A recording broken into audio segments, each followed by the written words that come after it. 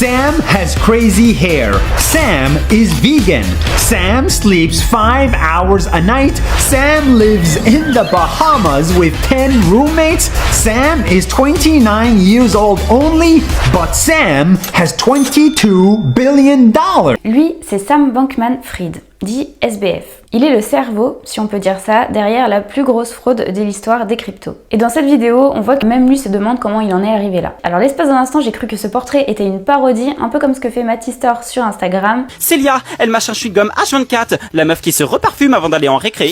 Mais non, SBF est un vrai amateur de concombres, mais c'est surtout le créateur de la plateforme d'échange de crypto FTX et du hedge fund Alameda Research qui était spécialisé dans le trading de crypto-monnaies. FTX a été créé en 2019 et en à peine 2 ans, la plateforme est devenue un des plus gros concurrents de Binance avec 1,2 million d'utilisateurs. Sur FTX, vous pouviez acheter, vendre et parier sur le cours futur de différentes crypto-monnaies. Mais ce succès soudain n'est pas dû au hasard. Pour séduire, FTX a utilisé un biais psychologique très utile pour manipuler, le biais d'autorité. Quand vous êtes face à une figure d'autorité, comme un médecin, un avocat ou votre papy, vous avez tendance à être influencé par son avis, même si le sujet n'a aucun rapport avec l'autorité détenue par la personne. Et voilà comment le biais d'autorité a aidé FTX à gagner plus d'1 million d'utilisateurs. SBF a eu l'intelligence de trouver 2 types d'investisseurs pour soutenir FTX. Des spécialistes de l'investissement dans les startups comme Sequoia. Sequoia est l'un des fonds d'investissement les plus réputés et les plus respectés au monde. Ils ont investi dans ByteDance, ils ont investi dans Stripe, dans Reddit,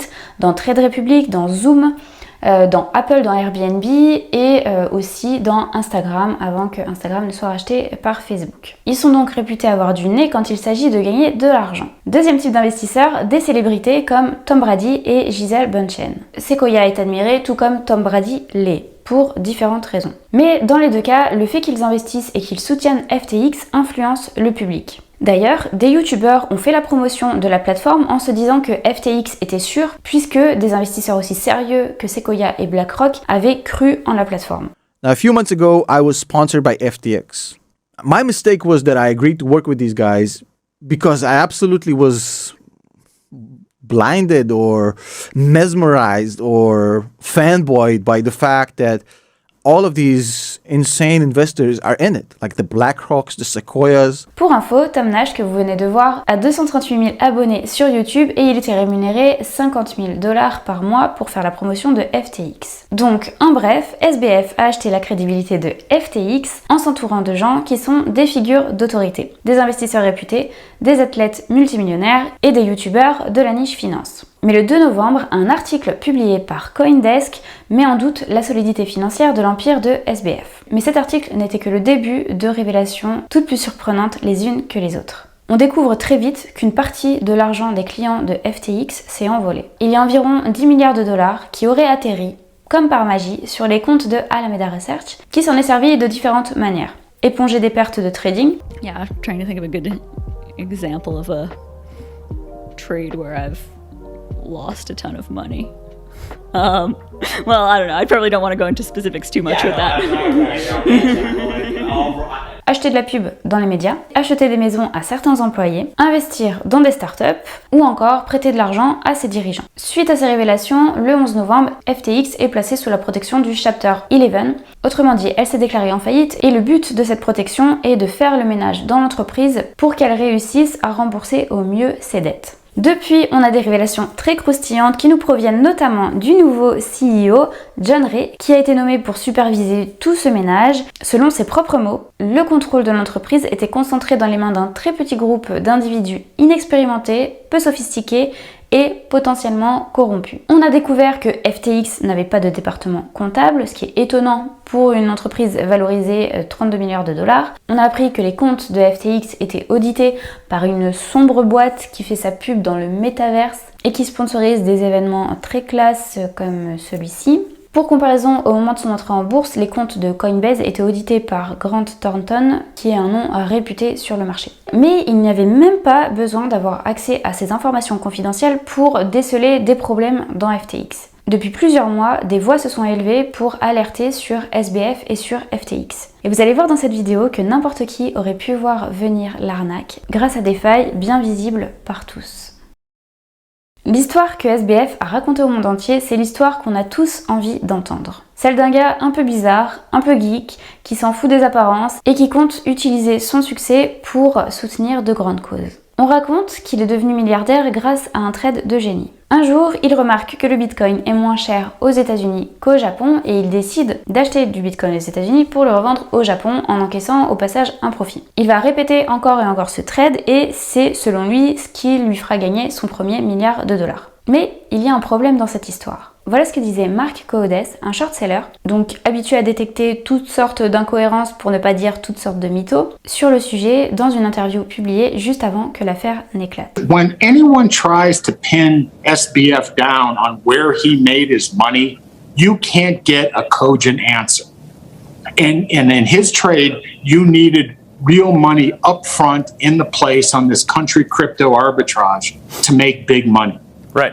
And it's simple things as who financed you, because you clearly didn't have the money. You clearly didn't have the money. And you look like such a fucking zombie, no one in their right mind would ever give you the money. Mais malheureusement, la belle histoire de SBF a convaincu tout le monde. Tous les médias répètent ce mythe de l'entrepreneur geek qui est prêt à prendre tous les risques pour le bien commun. Il est minimaliste et la preuve, il conduit une Toyota Corolla, il dort par terre au bureau et surtout, il a une philosophie qui en apparence est très généreuse. L'altruisme efficace. En quelques mots, cette philosophie consiste à gagner le maximum d'argent pour ensuite en faire don. Le problème, c'est que les faits ne collent pas. En octobre 2021, un article de Forbes mentionne la part de sa fortune que SBF a vraiment donnée. Et pour quelqu'un qui se dit altruiste et vouloir tout donner, il s'avère qu'il était un des milliardaires les moins généreux avec seulement 0,1% de sa fortune donnée à des œuvres de charité. Bon, on peut se dire qu'il avait décidé de tout donner, mais pas tout de suite. Un autre signal d'alerte qui a fait parler est le siège social de FTX. Le siège de FTX était aux Bahamas et beaucoup ont questionné ce choix. Il y a plusieurs explications. Celle qui paraît en apparence la plus logique, c'est que les Bahamas se sont dotés d'une réglementation qui autorisait FTX à proposer certains produits d'investissement risqués qui étaient interdits aux États-Unis. L'autre explication qui est plus cachée, c'est que SBF a pu espérer avoir moins de contrôle aux Bahamas, qui est une juridiction un peu controversée. Et enfin, autre explication, pas négligeable, les Bahamas ont une fiscalité quasi inexistante, ce qui est bien pour optimiser et ce qui peut coller avec son récit de « je veux faire le maximum d'argent pour redistribuer ensuite ». On peut trouver une cohérence. Reste que c'est un point qui peut être, il est vrai, alarmant d'avoir une structure gérée depuis un paradis fiscal, depuis une juridiction qui n'est pas très connue et reconnue pour sa transparence. En tout cas qui ne l'a pas été par le passé. Quand vous investissez, que ce soit en bourse ou que ce soit pour utiliser une plateforme d'investissement, la structuration juridique est un point important à regarder et c'est un point qu'on oublie souvent de regarder. Il y a plusieurs questions à se poser. Où l'entreprise est-elle basée ? Et si le siège est dans des juridictions peu communes comme les Bahamas, comme Chypre, comment peut-on le justifier ? Pour FTX, en toute honnêteté, on pouvait trouver une justification au fait que FTX voulait proposer des produits d'investissement hyper risqués et ne pouvait pas donc être basé aux US. Autre question à vous poser, est-ce qu'il y a une incohérence entre le siège social apparent et l'activité effective de l'entreprise ? Prenons l'exemple de Juicy Fields. C'était une plateforme qui permettait d'investir dans les plantes cannabis et qui s'est révélé être un Ponzi. Le poteau rose a été découvert il y a pas très longtemps, il y a quelques mois. C'était une société qui était localisée aux Pays-Bas, donc a priori pas de problème. Mais quand on demandait à faire un versement pour investir par virement bancaire, on nous demandait de virer l'argent sur un compte bancaire à Chypre, hébergé par une fintech basée à Chypre. Ce qui est tout sauf normal et ce qui est plus que louche pour une entreprise basée en Allemagne. Mais vous allez voir que le siège social n'est pas le plus gros problème qui se posait dans le cas de FTX. SBF était l'actionnaire majoritaire de FTX, d'une part, qui était une plateforme d'échange de crypto, et Alameda Research, d'autre part, qui était spécialisée dans le trading de crypto-monnaies. Cette configuration-là, elle n'aurait jamais pu exister sur le marché des actions parce que ça aurait été considéré comme un conflit d'intérêts. Et je vous explique pourquoi. FTX, en tant que plateforme qui proposait d'acheter et de vendre des crypto-monnaies, était régulièrement amené à proposer de nouvelles cryptos, de nouveaux tokens sur sa plateforme. Le problème, c'est que ce genre d'introduction peut avoir tendance à pousser le prix du token vers le haut. Donc, savoir à l'avance quels tokens vont être disponibles sur FTX, c'est une information extrêmement précieuse pour trader. Ces informations étaient détenues par FTX et donc par SBF, et SBF aurait très bien pu les communiquer à Alameda Research pour que Alameda Research trade en avance, achète en avance ses cryptos. Bien sûr, il a prétendu que non, ça ne se passait pas, qu'il y avait un mur très solide entre les deux structures, mais il y a quelques jours, on a appris dans la presse que, bien évidemment, Alameda Research a utilisé ces informations privilégiées. Elle aurait utilisé ces informations pour acheter en avance pour 60 millions de dollars répartis sur différentes cryptos. Et là donc on commence à toucher à la moralité des équipes derrière FTX, derrière Alameda Research. Je vais juste dire quelques mots sur certains des dirigeants. Et on va retrouver tout de suite Mark Cohodes qui s'est lâché sur l'équipe. Je vous conseille cette interview qui est une pépite et qui est hyper drôle. Et notamment il parle de Gary Wang qui est le cofondateur de FTX. But if SBF is worth 11 billion, allegedly Gary Wang's worth the same amount, and no one can get shit on Gary Wang. Dans la famille Wang, je demande également Constance, qui était la personne en charge de la gestion des risques et qui avait seulement 2 ans d'expérience chez Crédit Suisse, ce qui est assez faible comme expérience étant donné l'importance de l'aspect risque sur une plateforme d'échange de crypto-monnaies. Et ce qui est assez drôle aussi parce que Crédit Suisse est une banque qui n'est pas forcément très réputée pour sa bonne gestion des risques. Crédit Suisse a énormément de casseroles qui la suivent. On trouve des pots de vin versés à ses employés, des informations trompeuses sur des produits financiers communiqués à ses clients, des clients auteurs des violations des droits de l'homme, etc. On finira avec l'équipe sur la CEO de Alameda Research qui s'appelait Caroline Ellison. Vous la voyez ici déguisée en nymphe des bois. Ce qui n'est pas une blague, cette photo est issue d'un article publié par Sequoia, un article très sérieux glorifiant SBF et FTX. Ce qui est intéressant sur Caroline Ellison, c'est pas forcément ses déguisements de nymphe des bois, mais c'est surtout qu'elle n'avait aucune expérience dans le monde des crypto-monnaies avant d'être engagée à ce poste. Elle avait seulement une expérience d'environ 1 an à Wall Street, et il faut noter qu'elle est l'ex-petite amie de SBF, ce qui a peut-être aidé à son recrutement. Je termine là sur ce panel qui montre que l'historique des dirigeants est important à regarder quand vous investissez et quand vous investissez d'ailleurs en bourse. Je vous donne un exemple. Je surveille constamment les achats d'actions par des investisseurs de renom. Parmi les investisseurs que je surveille, il y a Rob Vinal. En fin d'année dernière, j'ai été surprise de voir qu'il a commencé à investir sur une entreprise plutôt controversée qui s'appelle Carvana. Carvana, c'est une entreprise qui est connue pour vendre des véhicules d'occasion dans des distributeurs automatiques. À l'époque de l'achat de Rob Vinal, elle était épinglée déjà par plusieurs commentateurs pour ses pratiques qualifiées de Ponzi. Et elle était aussi épinglée pour être liée de très près à un personnage à la réputation sulfureuse qui s'appelle Ernest Garcia II. Ernest Garcia II est le père du fondateur de Carvana et c'était aussi un gros actionnaire de Carvana. Le problème, c'est que ce monsieur était connu pour avoir été condamné pour fraude. Il s'est fait aussi remarquer l'année dernière pour avoir vendu une large partie de ses actions alors que Carvana s'échangeait au plus haut, ce qui pouvait augurer pas grand chose de bon pour la suite des événements. Et ce type d'informations me fait fuir. Et ce type d'informations, elles sont très facilement accessibles pour quelqu'un qui cherche 5 minutes sur internet. Il y a aussi un gros signal d'alerte concernant les dirigeants, ce sont les départs précipités. Pour Alameda Research, on a eu fin août un signal. Le co-CEO a quitté l'entreprise pour aller chercher le bonheur et pour se concentrer sur les voyages, voir sa famille et ses amis et travailler sur lui-même. Ce qui est assez bizarre pour quelqu'un d'aussi jeune et ce qui est assez bizarre aussi pour quelqu'un qui a été recruté il y a 1 an à peine, en octobre 2021. Sur ces questions-là, j'aime bien regarder la newsletter The Beer Cave qui répertorie chaque semaine les départs de dirigeants d'entreprises cotées aux États-Unis. Dans les exemples récents, il y a les directeurs financiers et directeurs logistiques de Beyond Meat, qui est une entreprise qui fabrique de la viande végétale et qui a un partenariat notamment avec McDonald's. Donc ces 2 directeurs ont tous les 2 démissionné à 1 mois d'intervalle, à peine 1 an après leur arrivée dans l'entreprise. ce qui est plutôt assez étrange. Il faut dire que l'entreprise ne se porte pas très bien et ça se voit sur le cours de bourse. Mais arrêtons là sur le sujet de l'équipe et passons maintenant à la cerise sur le gâteau, la caractéristique commune à tous les Ponzi. Et FTX ne faisait pas exception.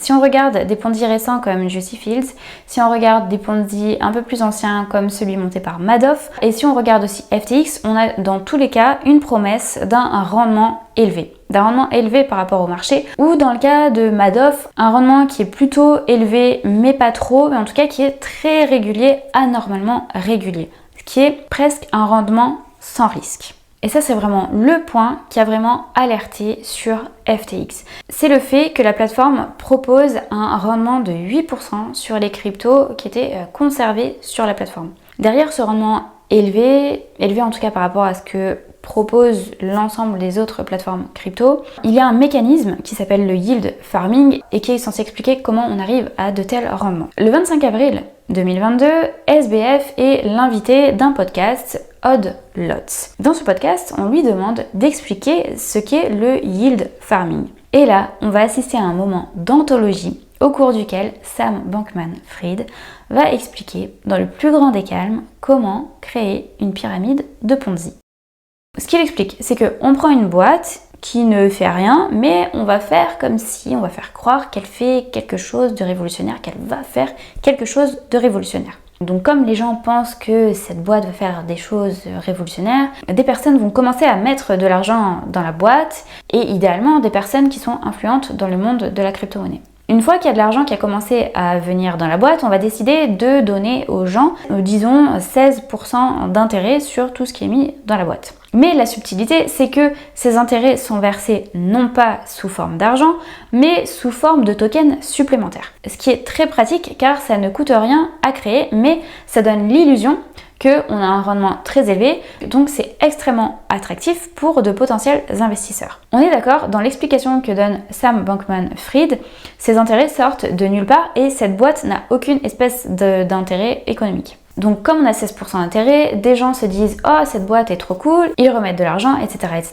Et c'est comme ça qu'on arrive à des capitalisations très importantes pour des projets crypto qui sortent de nulle part. Je précise que ce genre de projet crypto, ce genre de tokens qui sortent de nulle part, FTX en a créé toute une flopée. L'intervieweur a bien sûr remarqué le problème et il explique gentiment à SBF que ce qu'il vient d'expliquer, c'est qu'il est dans le business des Ponzi. Derrière ça, on a une réponse très floue de SBF. Et donc, à partir de la publication de ce podcast, on aurait pu se dire, bon, le monde entier va se rendre compte que ce type est un escroc et qu'il vient juste de se griller et d'expliquer que sa boîte repose sur un Ponzi. Mais non, pas du tout.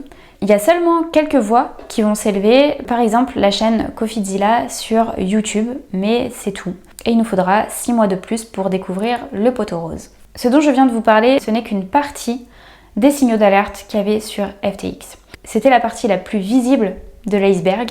Et à partir de là, on peut se demander comment les plus grands investisseurs du monde des startups n'ont-ils pas fait attention à ces signaux. Pourquoi n'y ont-ils pas fait attention ? Pourquoi on a même entendu Kevin O'Leary, qui est un investisseur connu pour sa participation à l'émission Shark Tank et qui a perdu de l'argent dans FTX, dire qu'il réinvestirait de l'argent si SBF lui demandait de financer un nouveau projet. Toutes ces questions, j'y répondrai, mais dans une prochaine vidéo. En attendant, on se retrouve dans les commentaires. Si cette vidéo vous a plu, pensez à vous abonner. Je vous dis à très vite et je vous laisse avec un extrait vidéo qui date du 27 octobre. Et dans cet extrait, on retrouve Marc Codes et ce qu'il dit changera peut-être votre façon de voir ce qu'on vous raconte dans les médias. They want people to focus their eyes on the shiny object. They want people to focus their eyes on this weirdo. They want people to focus on this Asperger's guy, right? And not look at what's really going on. Whether it's money laundering or crime or covering shit up or what's really going on behind the scenes.